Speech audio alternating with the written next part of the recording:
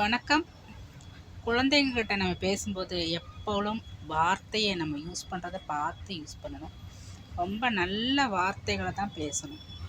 ஏய் இங்கே வா அங்கே போ அப்படின்னா அது நாளைக்கு அவங்க அம்மாவை ஏய், அடுத்தவங்கள ஏய் அப்படின்னு தான் கூப்பிடும். ஏன்னா பிள்ளைங்களுக்கு தெரியாது, அதுங்க நம்ம சொல்கிறது தான் அதுங்க மூளையில் போய் ரெஜிஸ்டர் ஆகுது. நம்ம என்னெல்லாம் நம்ம வார்த்தை பேசுகிறோமோ அதை அப்படியே தான் அது திருப்பி பேசும். வாமா, கண்ணு, பட்டு, செல்லம், தங்கம், வைரம் அப்படின்னு பேசும்போது அதுவும் அதே மாதிரி அது பேசும். வெளியில் பாரு குப்பைக்காரி வந்துட்டாளா, பால்காரன் வந்துட்டானா அப்படின்னு அதுக்கிட்ட பாரு அப்படின்னு சொல்லக்கூடாது. குப்பை எடுக்கிற ஆன்ட்டி வந்துட்டாங்களா, பால்கார அங்கிள் வந்துட்டாங்களா அப்படின்னு சொன்னால் அதுவும் அம்மா பால்கார அங்கிள் வந்துட்டாங்க அப்படின்னு சொல்லும். குழந்தைங்கள ரொம்ப பேர்ட் வேர்ட்ஸ் எல்லாம் பேசவே கூடாது.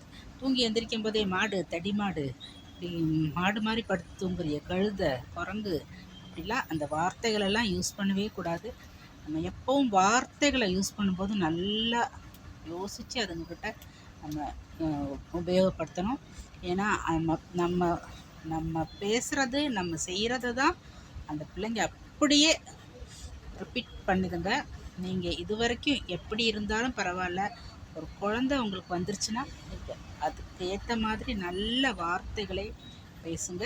அதுதான் அந்த குழந்தைங்களும் பார்த்து பேசி வளரும். Okay, by.